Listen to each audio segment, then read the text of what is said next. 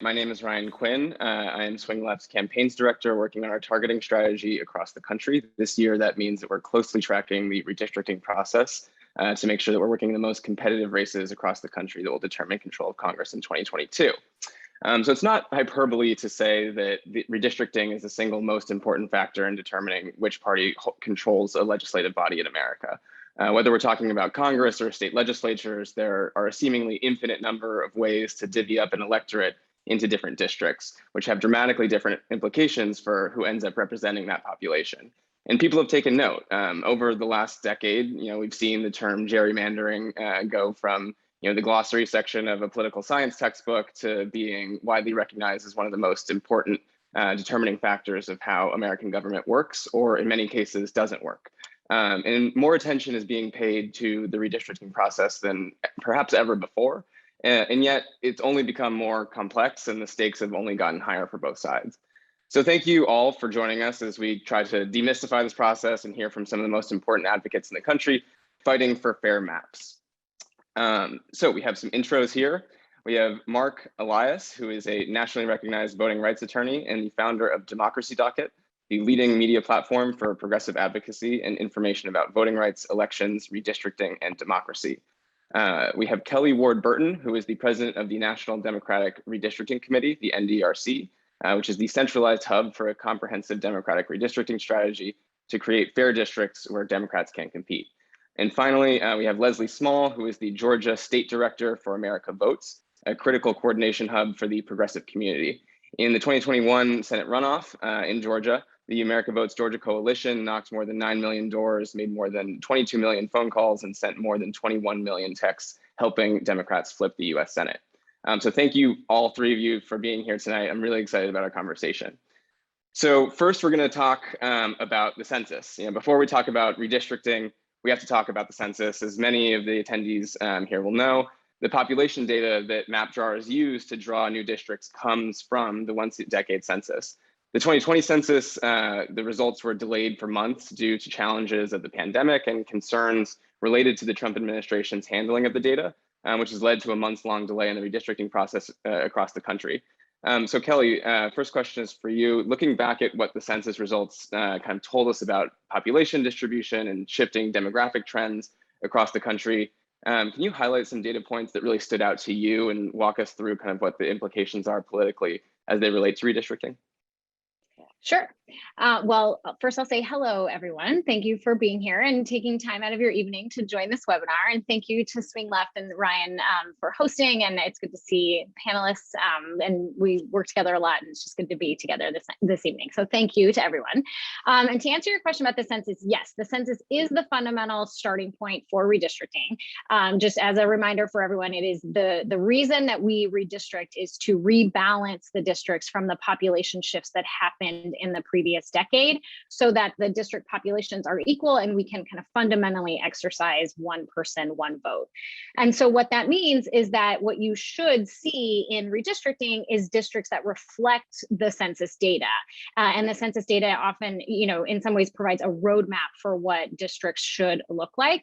And this past census really confirmed what we all have expected and what we know about this country, which is that it's getting more diverse and that it is increasingly concentrated in urban and suburban areas and less rural overall. So some data highlights, as you asked, from the census. The first is that the white population actually has fallen to its smallest share of the total population on record in our country. It's at 57.8, which is also 2 points lower than what was anticipated based on the census estimates. So that was a big important data point.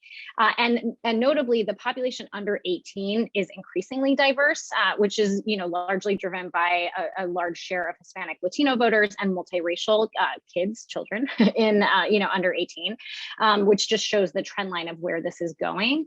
And you also have, again, about the shift from more from rural areas into suburban and urban areas, the population increase went from 84.3% to 86% of the country's population lives in what is called a metro area, urban suburban. So that's an increase, by 2 points, which overall is a large amount. And in fact, politically, I know we're going to get into this, but really interesting from a political perspective is that the fastest growing counties have almost exclusively gotten more Democratic since 2012, and the counties that are shifting toward Republicans have mostly shrunk and gotten smaller. So you just see that is, part of the dynamic of what we should see and what is happening in the census data.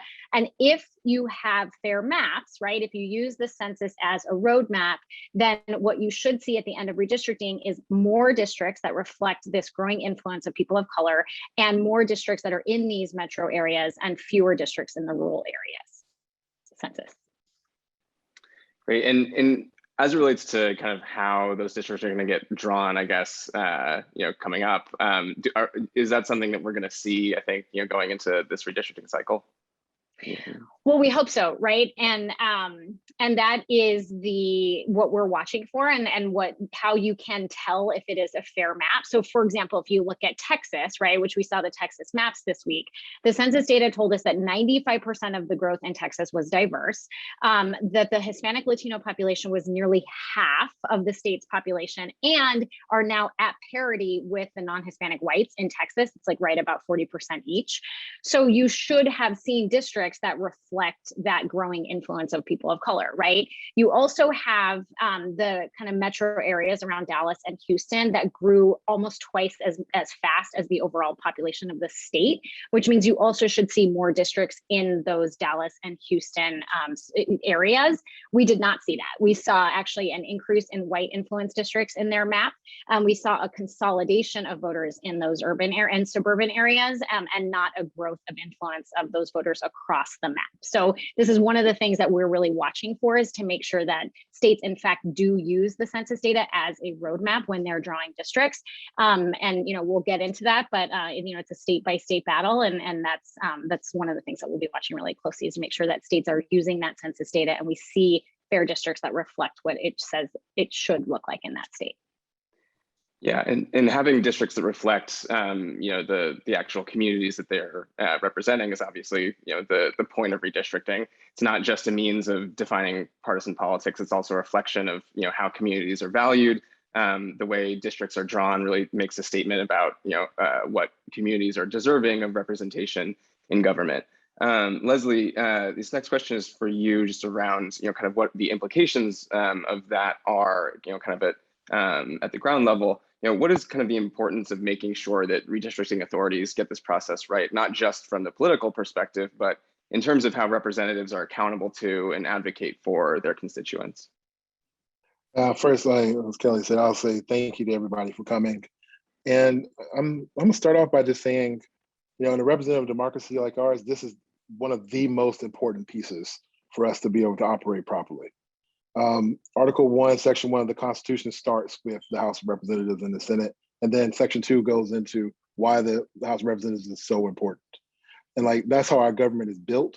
And so to get this wrong means that our representation is off, and that the people who are representing you on your individual level are not the ones who should be representing your community and the interests in which y'all have. And these are people who need to know, what does it feel like to drive across this particular bridge? What does it feel like to live in the situations that the people in this district are living in, and understand those kinds of things? And so this is extremely important for us to get right and to not play with. And I think just taking the partisanship piece off of it a little bit, just thinking about how we should always have the ability to be able to choose the people who we want, and those people not choose us. And if they get this wrong, we're getting into places where the politicians are starting to choose who they want to represent, and not us choosing the other way around. That's not how our system is built. And so it's very important that they get it right, and that it comes from the people and not from the politicians. Yeah, and just to put a follow up on that, I think that looking at how, for instance, in Georgia, we just saw some new drafts come out for the potential new congressional districts. Those are a couple of different examples of how voters or politicians may be choosing their voters a little bit more. I'm curious if you could speak to how those districts may impact the way that residents of Georgia are represented in Congress. And it's interesting, like just looking at that map, you can tell how they saw a district in District 6 and they wanted it. And so they try to figure out a way that they can cut around this line, cut this neighborhood up, move this people around so they can have a seat. And so they can get to a sort of Republicans, I shouldn't just say they, so they're Republicans, the ones who drove it. So the Republicans are drawn a map that gets them to a place where they can have 5 congressional seats, even though the state of Georgia was a 50-50 state with Joe Biden winning last in 2020. And so having a situation where you're 9 to 5 on your congressional representation is nowhere near the 50% where we should be. And so they set the maps up in a way to make sure that they can have where they want, even though the state can be drawn in a way where there's equal representation and everybody can have a seat at the table, and not have situations where Metro Atlanta is growing by leaps and bounds with not only just people of color, but also progressive white voters as well, who are now being cut up into districts all over, like touching parts of all over the state and diluting their ability to be able to select their person. Yeah, you mentioned diluting the power of voters. You mentioned kind of how that has played out in Georgia. Georgia is obviously a state with a couple of Voting Rights Act protected districts. My next question is for Marc. So one of the ways that communities have been kind of defined and that these districts have been drawn in the past has been via the Voting Rights Act protections for minority districts. And those were obviously created to combat Jim Crow laws, to help elect more Black representatives in the South. But in recent years, the GOP has kind of used those as ways to pack voters of color into fewer congressional districts and kind of dilute their overall representation in Congress.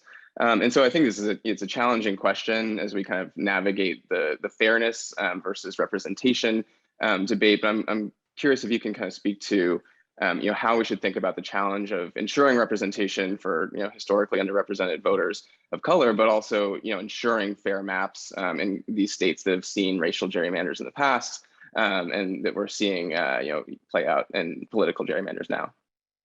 So first of all, thank you for having me as well. This is an unbelievably important discussion, and Swing Left does such important work in this as well as other areas. And I mean, in short, fair maps are only fair if minority voters are treated fairly, right? You can't have fair maps if you are not respecting not just the will of or not just the majority of the population, but also minority voters. The civil rights laws, the Voting Rights Act, provided 2 main protections for Black voters in the South, Hispanic voters, and in the Southwest, and one of those 2, the Supreme Court gutted, right? So in Shelby County, the Supreme Court took out the requirement that before a state like Georgia could pass a new congressional map or a new state legislative map, the Department of Justice would have to look at it and make a determination that it did not retrogress. In other words, it did not make voting worse for Black voters in Georgia. So a lot of the laws we've seen, whether they're redistricting laws or voter suppression laws, they simply wouldn't exist if the Supreme Court had not gutted that portion of the Voting Rights Act, because the Department of Justice would never sign off on a map that was retrogressing voting rights for minority voters. Now, the other piece that we still have is Section 2 of the Voting Rights Act, which requires states to draw majority-minority districts where there is racially polarized voting. In other words, where absent drawing those districts, minority voters would not be able to elect their candidate of choice. And you're right, in recent years, we have seen Republicans use the pretext of the Voting Rights Act in a cynical way to draw districts that they claim are to comply with the Voting Rights Act, when in fact, all they're really doing is packing Black voters into a smaller number of districts. So I'll give you one example. In Virginia, in 2011, when Republicans drew the districts, they put in place a rule that said that every minority district, every place they could, there had to be at least 55% Black voting age population. There was a state legislative district that came in at 54.9%. And they said, no, not good enough, has to be 55%. So we went to court, Kelly Burton and I, along with others, and challenged first the congressional maps. And as a result, Congressman Bobby Scott's Black voting percentage dropped. And you know what happened? Now there's a second African-American member in Congressman McEachin. So the African-American community in that part of Virginia actually gained voting strength because the Republican cynical ploy had been undone. So it's highly fact specific. It depends on the circumstances, depends on whether the white voters in the surrounding community or in the community are hostile to Black voting rights or vote in concert with them. But it is something we are always on guard for.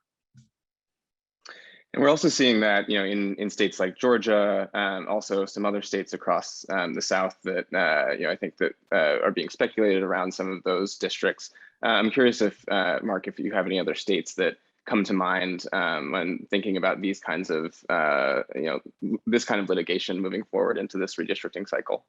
Yeah. So look, I mean, I think the Republicans are going to use every trick in their bag of tricks to try to gerrymander. And some places they'll say this was just a partisan gerrymander, but some places they're going to want to try to wrap themselves in the false mantle of righteousness around voting rights. And so the places that I'm particularly focused on, Texas, where they have for their draft map, as they did 10 years ago, the entire population growth in the state of Texas is Black voters and Latino voters. And yet for the second go round, the Republican legislature of Texas wants to try to prevent those communities, particularly the very fast growing Latino community, from having voting strength. So we're looking very closely at Texas. We're looking closely at Georgia, obviously. North Carolina, we sued North Carolina, same set of issues in North Carolina. We'll be looking at Florida, where we will see what the Republicans plan to do in the legislature when they meet this spring, and then some states like Alabama, where you can draw a second majority Black district, but Republicans will want to try to gerrymander to try to keep it at only one. Great. You mentioned, a couple of the other pieces of the Republican playbook, in order to suppress votes, in order to kind of manipulate the electoral rules, in order to gain an electoral advantage. Gerrymandered maps are just one kind of part of this overall playbook. And so my next question is for Leslie. Kind of at the state level in Georgia. I'm curious if you could speak to kind of how racial and partisan gerrymandering have historically worked in concert with the other kind of tactics and in the Republican Party's anti-democratic playbook, if you will.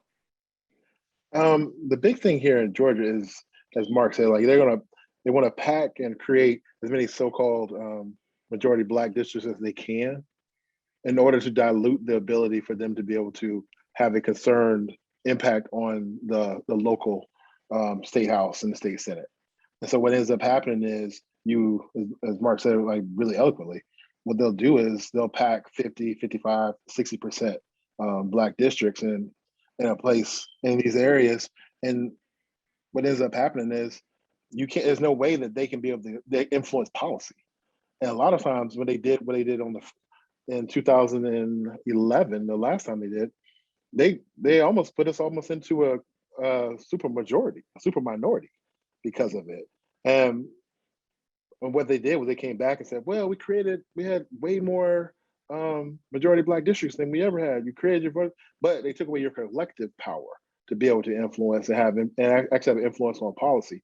So that's the the groundwork, the bedrock of what was happening there that influenced all the rest of it. And so because they were able to do that, they were able to pass voter ID laws. They were able to change the length of time that you have the early vote. They were able to change. They were able to do the stuff that they did this year, which was giving them the power, giving Republicans the power to be able to take over local county elections boards. And so all that stuff works at the like this part is allows for all the rest of it to take place. And so that's how they're able to influence everything that's happening. So, and that's why I want to go back to like the initial question. If we don't get this right, then the rest of it doesn't work. And like I said this a couple times, I stopped here that in other places that here in Georgia, where most of us organizers are all children of the movement, and like we either work for somebody who came from the civil rights movement. Our uncles and aunts were part of the movement. Our parents were, or we were a member of an organization there. And so it starts with voting rights. And if we don't get voting rights right, we can't get the rest of the stuff that we want because they're going to just keep making sure that we don't. And so that's how they do it. And yeah, I'll stop there and kick it back to you. And Marc, I'm wondering if you can kind of talk about on a national scale. I think that there's also this kind of basically synergy between voter suppression laws that try to keep people from the ballot, and also gerrymandered districts that make people's vote feel like it doesn't count as much. I'm curious if you could talk about kind of how those two work together from more of a national perspective. Yeah, they're totally synergistic. I mean, the reason why you see the extreme gerrymanders that Republicans are generating is the same reason why you see the extreme voter suppression laws that you're seeing, which is that Republicans don't represent a majority of the American public. And frankly, they've stopped trying to represent a majority of the population in this country. When George Bush lost the presidential election in 2000 in the popular vote, but won the Electoral College, he didn't celebrate that fact. In fact, he went about telling his campaign to try to make sure they won the popular vote in 2004. By the time you get to 2016, Donald Trump loses by 3 million votes in the popular vote. By 2020, he's lost by 7 million votes in the popular vote. They don't compete for the popular vote for president. They don't compete for the popular vote for US Senate if you take the aggregate number of people who vote for Democrats versus Republicans. The same for governor, the same for Congress, the same for state legislatures. So gerrymandering is just one way that they deal with that. One way they do it is they try to make it hard for people to vote, particularly Black, brown, and young voters. They target for voter suppression as a way to make up that difference. The other way they do it is they gerrymander. So they are both born of a party that has frankly given up on free and fair elections, and the notion that the party or candidates that are able to attract the greatest popular support should govern. I mean, look at what Mitch McConnell does in the Senate every day. Look at what we see the big lie spreading from state to state. It is all part of the same thing. And if you don't see gerrymandering as just the continuation of that effort, then you're missing how it fits in. It is a form of voter suppression. So transitioning just a little bit, I want to look at also the current redistricting cycle that we are going through and how the new maps that we're looking at will shape the national political landscape and electoral strategy of both parties going into the midterm elections. We're seeing new draft maps released across the country nearly every day now. Redistricting will define how competitive each congressional or legislative district will be. Again, making it really the most important factor in determining the outcome of not just this upcoming midterm election, but also the next decade of elections. And so, Kelly, this question is for you. From kind of reapportionment and for how many seats go to which state, to the partisan control of state governments. I'm curious if you can give us kind of an overview of some of the important ways that the redistricting process this year will be different than it was last decade when we saw some really aggressive GOP gerrymanders across the country. Sure. Well, I think the question builds on what Marc and Leslie both were just talking about, which is that I think we are seeing redistricting happen in this moment of time where our democracy is facing an existential threat, right? Where you have one party that really is doing everything they possibly can to manipulate the structures of democracy in order to falsely hold on to power. And as Marc said, redistricting is happening in that context, and it's really important to understand gerrymandering as a form of voter suppression, and to know that this is part of that fight, right? This is part of saving democracy. This isn't just a sort of standard tit for tat, both sides do it, we just have to get an advantage, and that sort of political gamesmanship, if you will. That's not this. This is an existential threat of how we are going to protect our democracy. And as Leslie said, everything stems from this, right? So number one, I think just the significance of this moment is a very important dynamic, and certainly different than where we were 10 years ago. And related to that, I think one of the big differences is that people are dialed in, right? I mean, look at y'all, like you're spending your, Tuesday evening on a Zoom call to learn about this and talk about this. That would not have happened in 2011. Trust me, I was there, right? Marc and I were both watching redistricting. We're, watching maps. We're trying to get people engaged, and no one was talking about redistricting. It was very micro, very parochial. Republicans controlled everything. They were drawing maps in secret. No one could really get a handle on what was going on.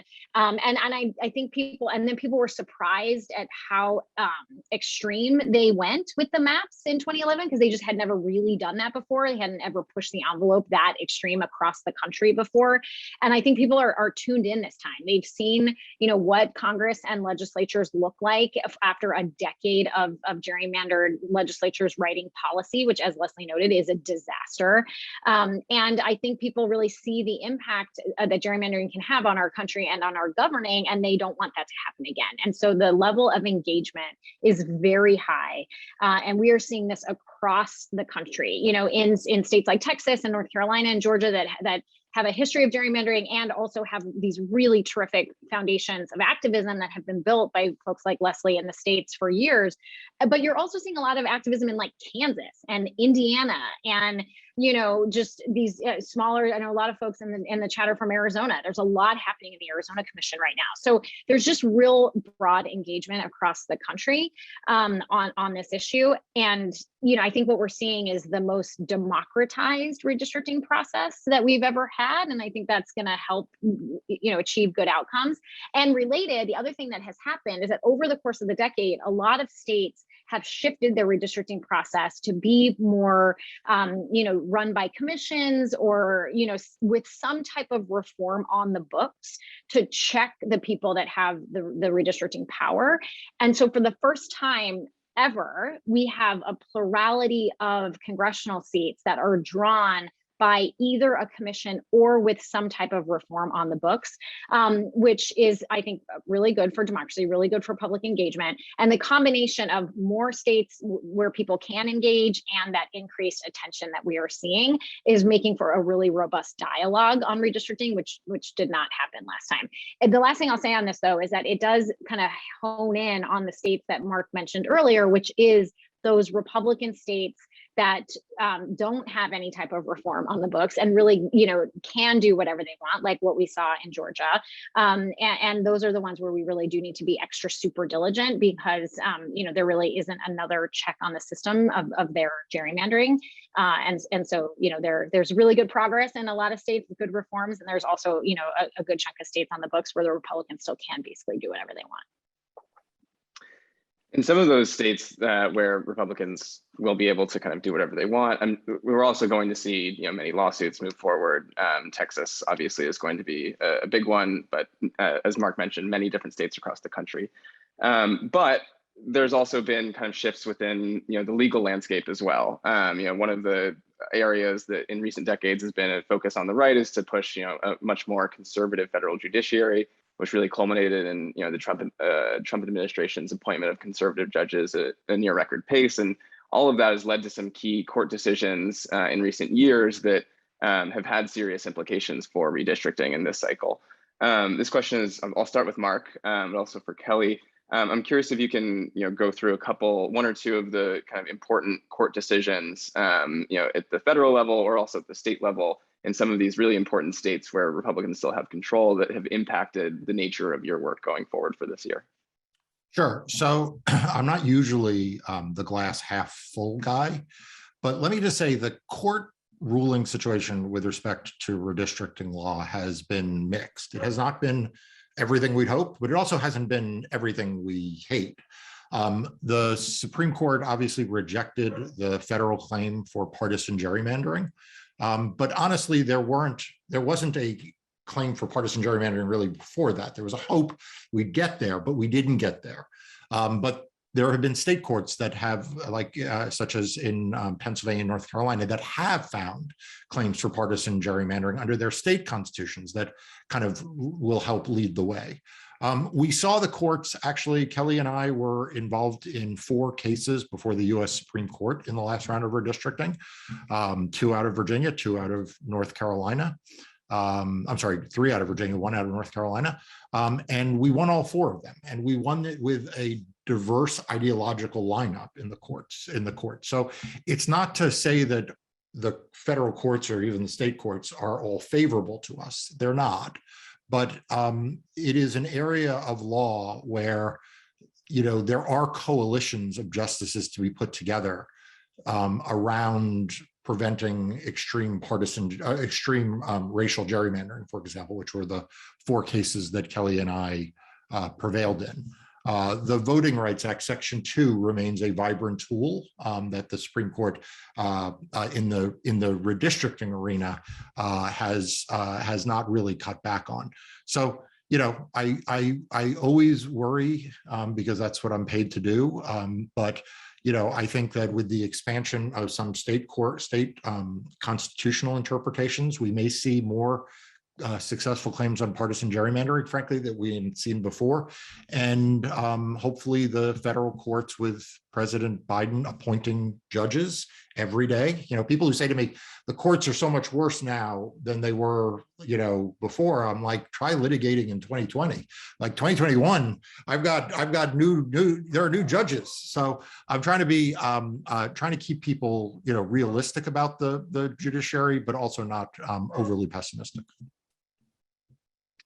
And Kelly, I'm curious if also you could speak to some of the legal issues that the NDRC is working around. I also know that some of these states that we're going to seek litigation in, if it goes through the state court, there's been litigation in the Florida state courts in the past redistricting cycle. Obviously, it's a different kind of circumstance now with different judges being appointed, but if there's particular legal or court decisions or court makeups that are really important to the NDRC's work going forward. Sure. Well, a lot of what I'm going to say I've learned from Marc. So Marc should jump in. I'm not a lawyer. But I think kind of building on what he said, I think the way to understand redistricting law, right, is that there's a lot of precedent against racial gerrymandering, right? As my boss, former Attorney General Eric Holder, says, there are guardrails in the law against racial gerrymandering. Unfortunately, there are no guardrails in federal law or as interpreted by the federal judges on partisan gerrymandering, right? So that's part of what you're hearing Marc talk about, and what the Republicans are going to try to do is to push that envelope, because there are no guardrails right now that check them and say, you can't racial gerrymander. They know, but there's nothing equivalent that says that you can't partisan gerrymander, at least based on federal law. And so the state courts become particularly important to your question, because some states do have anti-partisan gerrymandering laws on the books, or they'll have some type of specific redistricting. Like in Florida, you mentioned the fair districts criteria was a criteria that the legislature was supposed to follow, and it was passed by the voters as a constitutional amendment in the Constitution that they have to follow these criteria when they redistrict. And in 2012, they just summarily dismissed that and decided that they didn't have to follow that, even though the voters told them to. And so that was the basis of our lawsuit. And the state court in Florida overturned the map because they clearly violated that state law. So state law becomes a frontier or a foundation for the lawsuits that we can bring, particularly on partisan gerrymandering claims, which we can't right now do at the based on federal law.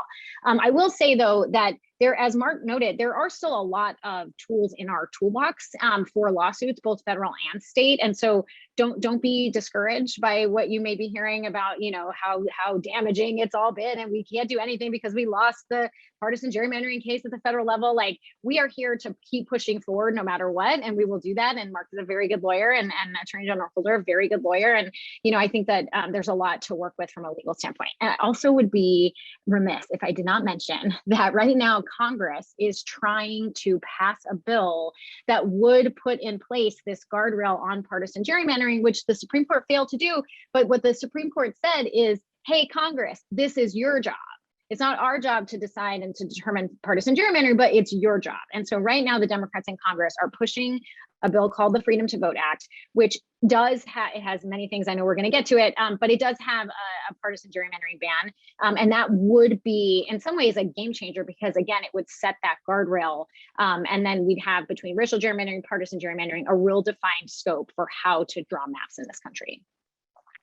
Yeah, and as you mentioned, no discussion over gerrymandering or voting rights is complete without talking about the Freedom to Vote Act or the kind of the adaptation of HR 1. So we'll get to that at the end for everybody watching. Don't worry. You did mention reasons to be optimistic, though, and before we go back to Georgia, I had one more question about the national landscape and states that we can look to to be kind of optimistic about Democrats' chances in improving some of these really Republican maps through litigation.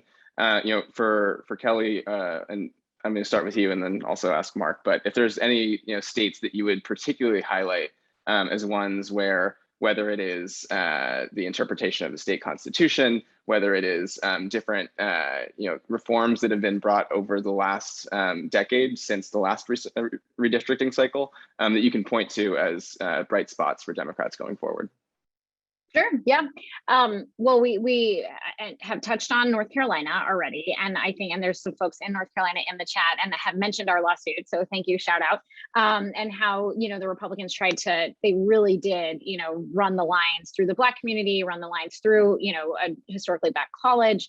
And it was just such clear gerrymandering that really diluted the power of the African-American voters in North Carolina. And our lawsuit, overturned all of that based on state law. And so I think there is there's real hope in North Carolina based on the lawsuit that was just, happened in 2019.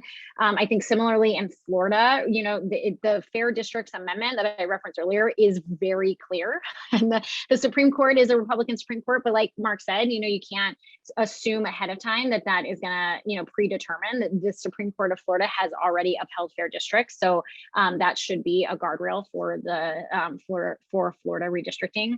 And then, look, I think there is a correlation here between the shifts in the control of redistricting that we talked about earlier and the courts, right? So for example, some of the most gerrymandered states last time around now are running their process totally differently than they did before, right? So Michigan, for example, was one of the most gerrymandered states for the decade, and now they have it's an independent commission passed by the voters, and you have a Democratic Secretary of State and a Democratic governor that are very supportive of that commission and doing everything they can do to help make sure that it's successful in terms of their role and how it operates. So I think that is going to bode well for Michigan redistricting.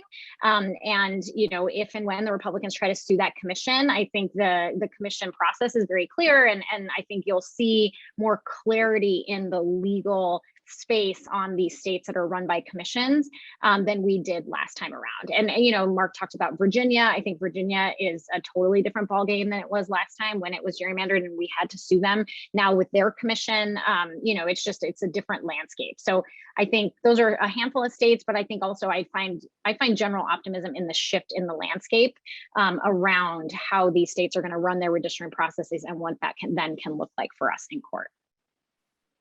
I'm sure Marc will have something to add to this.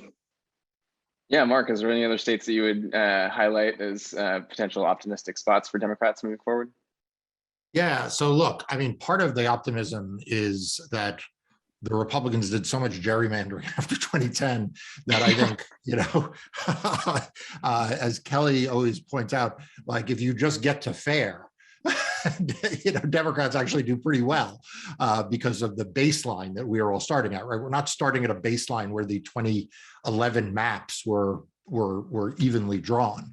I would certainly put North Carolina and Florida on the list for the reasons Kelly said, but I'd also add to that some of the states like South Carolina, like North Carolina, like Alabama, where I think that there has been a lot of Republican bad actors in the districting process without the kind of focus, at least at the national level. Now, there have been lots of focus by civil rights organizations and I don't mean to diminish that, but Kelly's organization is, I think, going to bring a level of focus to places like Kansas, places like Tennessee, places like Arkansas, like Missouri, I mentioned South Carolina and Alabama, like some of the states where the fight is not over 3 seats or 5 seats. The fight may be over 1 seat or 2 seats. And I'll give you an example of something that I think is a win. Like I'll just, and congratulate Kelly for it, Nebraska, like that's a state that not a lot of time and energy goes into historically into redistricting in Nebraska. But the Republicans put out a plan that split Douglas County, which is the most Democratic county in the state. Kelly will correct me about this, but initially split it and made it impossible for there to be a competitive congressional seat in the state, and also to deprive Democrats of an electoral college vote as a result. And through a lot of really hard work that was not in the courts, the courts were always in the backdrop, but not in the courts, Kelly and her team got that to a place where there was actually a marginal improvement from 2011 for Democratic chances in, I'm not sure if it's the 2nd congressional district or the second.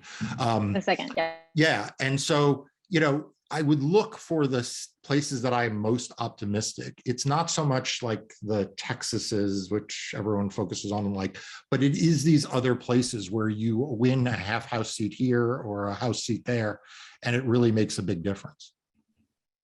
Absolutely. I think that, all the states you mentioned, Louisiana as well is another one that I've seen kind of tossed around as another one where we can unpack some of the voters. Yeah, Louisiana's a great example actually of that. Yeah. So that's a great transition into our next question, specifically around how translating this national context to the state context. And Leslie, I want to focus a little bit more on what seems to be the center of the political universe for the next election cycle as well. Between Biden flipping the state and Democrats flipping the Senate, Republicans have acted very aggressively to suppress votes. They will likely seek to, gerrymander Democrats out of key congressional and legislative districts, as we already have seen from, the draft map out right now. With Georgia really in the national spotlight yet again this year, with a marquee governor's race, a marquee Senate race, and key congressional seats. How is the kind of current landscape shaping up on the ground as we prepare for kind of the crazy election cycle?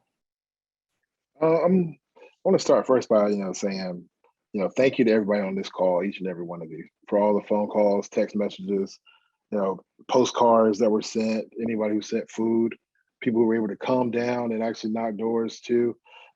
Everything helped. We needed all of it, and because of all the work of the folks on the call, the work of everybody across the nation, like Georgians coming out and coming in force, we beat them by the rules that they set.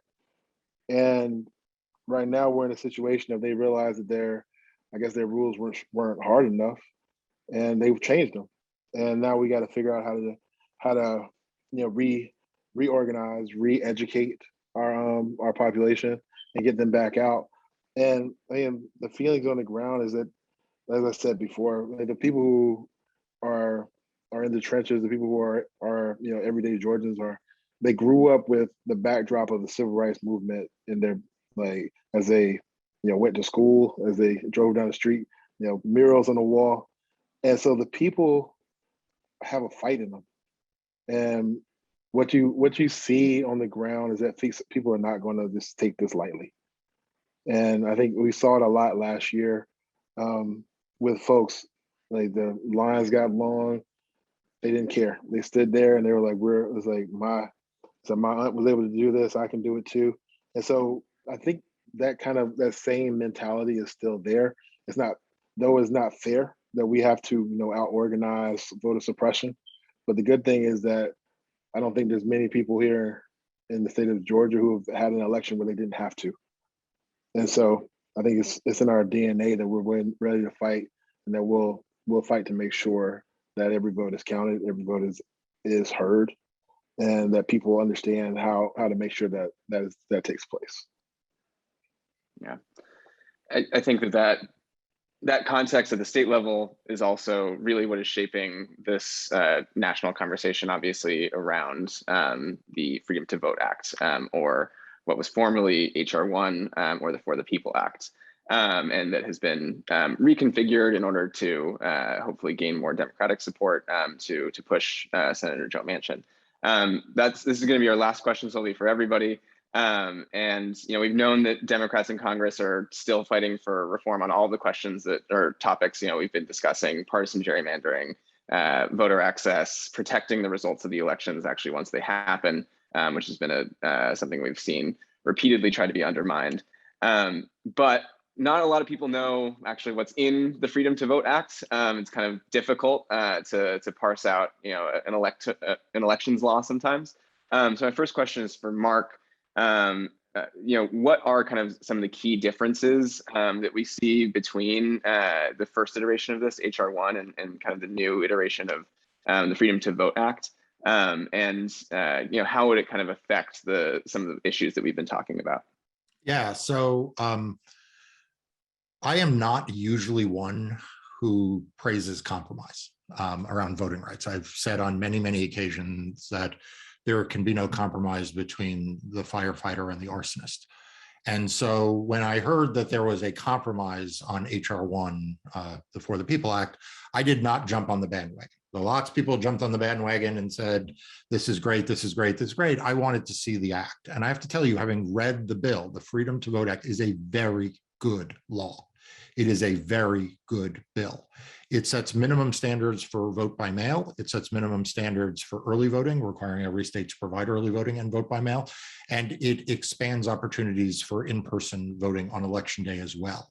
And it does some things that For the People Act didn't do. For example, it mandates states count ballots for people who voted in the wrong polling location, but in the right county. That's a huge thing. That's tens of thousands of lawful voters who have their ballots discarded every year. It creates not just a federal right to vote in federal elections, but creates a non-retrogression standard that states can't roll back voting rights without there being an opportunity to go to court. It creates a better set of standards that courts have to use when judging voting rights. It requires states to reduce long lines so that voters don't wait in line more than 30 minutes. In Georgia, in the primary, we saw Black voters waiting for hours. By the way, in that primary, we sued, and what the experts showed is that in the 6 metro counties, if you were in a precinct that was 90% or more Black registered voters, you waited 51 minutes at poll closing time. If you were in a precinct that was 90% or more white voters in the same 6 counties, you waited on average 6 minutes. Okay, so the law tackles the issue of long lines. So it's a very good bill on redistricting. It improves dramatically on the language that was in the For the People Act originally to prevent partisan gerrymandering and to ensure that there is adequate court review. So it's a very good law. Now we just need Congress to pass it. If you want to read more about it, I'm going to plug my website, go to democracydocket.com. I wrote a piece about the bill, and there's also an explainer that goes section by section that is a good resource, but we need Congress to pass it. And so call your member of Congress, call your senator, even if they are entirely on board. It's important that they hear from you, that in addition to roads and bridges and healthcare and climate, we also need to tackle the existential threat to our democracy. So they need to hear every day that this bill is important to pass. Now, obviously, if you live in a district that is red, that's what Swing Left is for. They're to help you match the blue districts and the red districts into purple districts. Like, they will help you find out who the right person to call is to help pass this bill, but we need to pass it. That is exactly what we do. Leslie, if we look at what is in the Freedom to Vote Act and how it would kind of affect the new voting law that's gone into, or how it would really supersede the new voting law in Georgia, how would that kind of really affect the work of the groups at the America Votes Georgia table? I think it's big. I think, as Marc said, I'll hone in just on the changes that we had to vote by mail, like just pretty much getting us basic standards that we can all agree to, and that we can make it as easy and accessible for folks to be able to get a ballot. Because I think right now they've changed the amount of time that we have to be able to request one. They've shortened the amount of time for somebody to be able to return the ballot and for them to mail it to you. They've even taken away like the ability for you to even have a drop box just sitting throughout the county. They had to put the drop boxes inside the actual polling places. And so just having a law in place that sets these standards and it takes away their ability to be able to do these kinds of things is really big. I think the other piece that's big is inside of there, it takes away the ability for folks to be able to take over these local boards. And these local election boards where they set policy and they allow for our folks to be able to have representation on how our elections are conducted is being like really like put on the block right now by the law, by SB 202. And so that takes away that ability as well and makes it a little bit more safe for our democracy.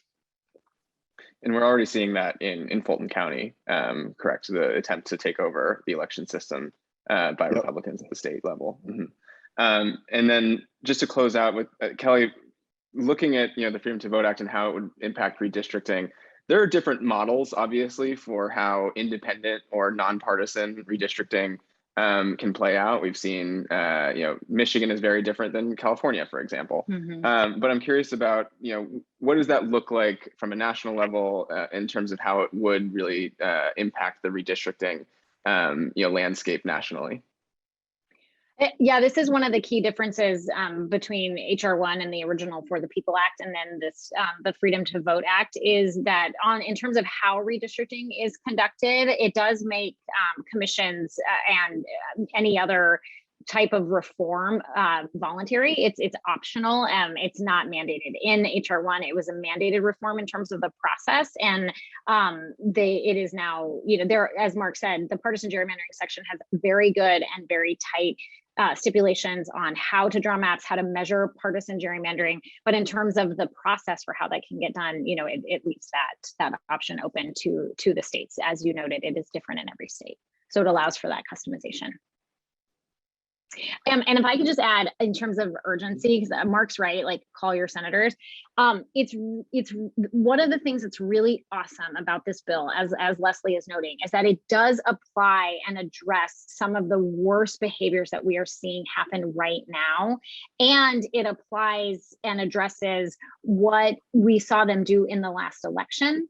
And functionally, right, we need time, states need time to implement this bill. So we need them to pass it now, because it will take a level of time and execution by secretaries of states and elections officials in the states and others to actually implement this for 2022.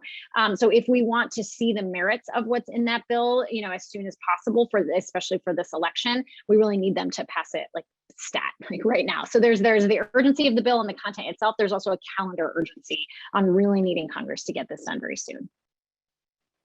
I couldn't have said it better myself. Well, thank you so much. This is all the time we have. So thank you so much to our panelists, to Marc Elias, to Leslie Small, to Kelly Burton. Thank you for your time and thoughtful insights throughout this conversation. And thank you to everyone who joined us this evening.